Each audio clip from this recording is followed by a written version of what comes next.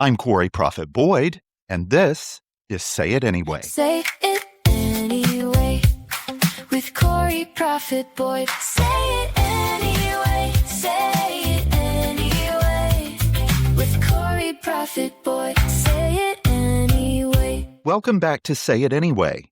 Thanks for joining me. This week, it seemed like everywhere I looked, there was another story about artificial intelligence. New tools, new breakthroughs, new predictions about how our lives and jobs might change. Some people are excited. Some people are nervous. Some people are convinced it's the greatest invention of our lifetime, while others wonder if we've opened a door we can't close. I'm not here to tell you whether AI is good or bad. There are people far more qualified than I am to debate the technology itself. But as I watched people arguing over what artificial intelligence might become, I found myself asking a completely different question. What are we becoming? Because while we're fascinated by machines learning to think like humans, I've started wondering if we're slowly teaching ourselves to act a little more like machines. And that's what I want to talk about today. For example, when did we stop looking up? I remember when waiting in line meant looking around.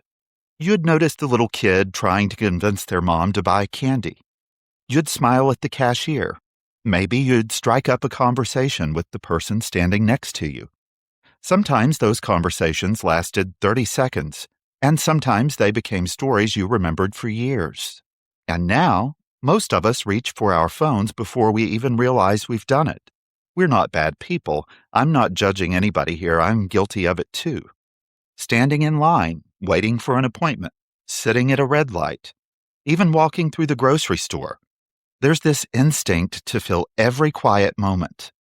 We've become uncomfortable with silence, with boredom, with simply existing for a few minutes without being entertained. Maybe that's why life sometimes feels like it's moving so fast. It's hard to remember a day when we were never fully present for it. Technology has made us incredibly efficient, but efficiency isn't the same as living. We can order dinner without talking to anyone, deposit checks without visiting a bank, send a message across the world in seconds, and find answers to questions almost instantly.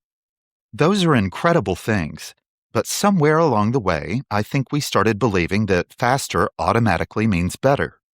We've become so focused on saving time that we rarely stop to ask an important question.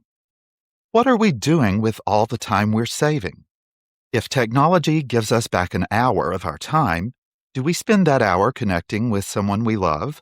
Or do we simply find another screen to stare at? Maybe the greatest gift technology can give us isn't more efficiency. Maybe it's more opportunity to be fully human.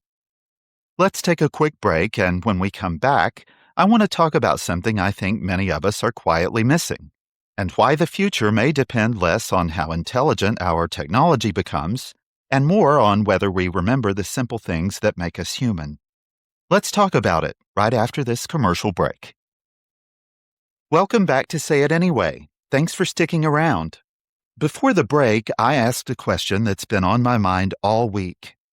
While the world is wondering whether machines will become more like us, are we becoming a little less like ourselves and more like machines?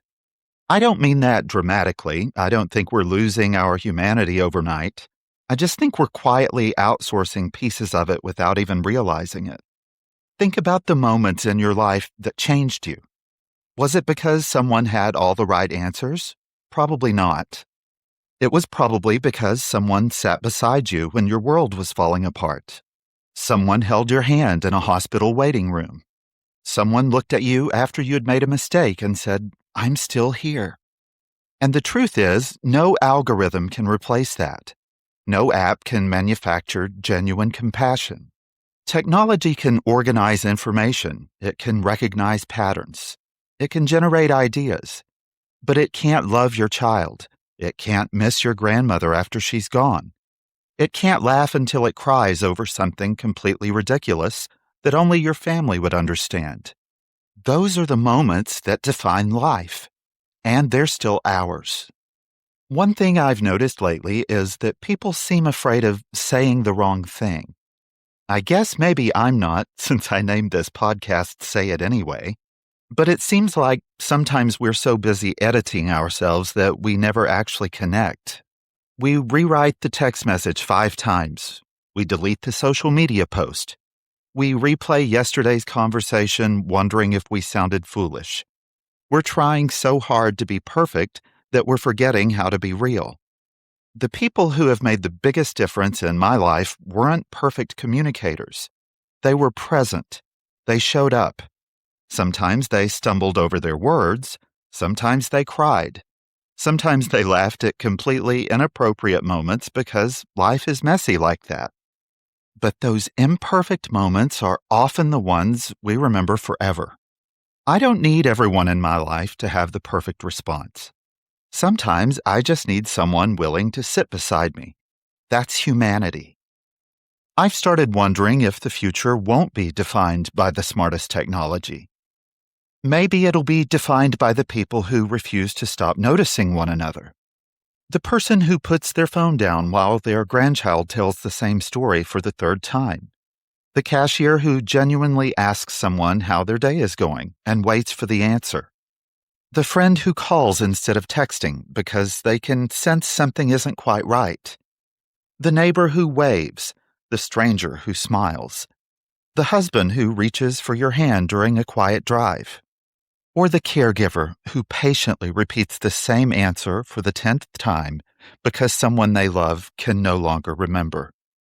Those moments don't make headlines, they don't trend, but they're the moments that hold communities and families together.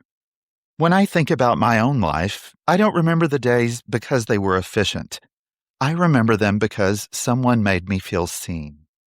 So, maybe this week's headlines aren't really about artificial intelligence. Maybe they're an invitation to remember what artificial intelligence can never be.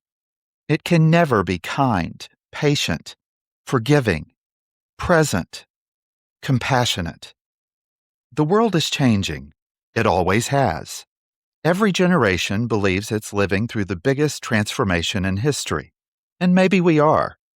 But no matter how advanced the technology becomes, people will still need to be loved. And as humans, we will still grieve and celebrate and worry about our families and laugh with friends until our stomach hurts. We'll still need someone to believe in us when we can't believe in ourselves. And none of that is ever going out of style. So here's my challenge for you this week.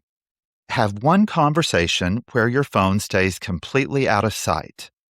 Be present and listen without thinking about what you're going to say next. Look someone in the eyes. Let there be a few seconds of silence if they need it. But be fully there for them. Because maybe the greatest gift you can give another human being isn't your advice. Maybe it's your attention. Thanks so much for spending time with me today for this episode of Say It Anyway. I'm Proffitt-Boyd, and until next time, say it anyway. Say it anyway with Proffitt-Boyd. Say it anyway. Say it anyway with Proffitt-Boyd.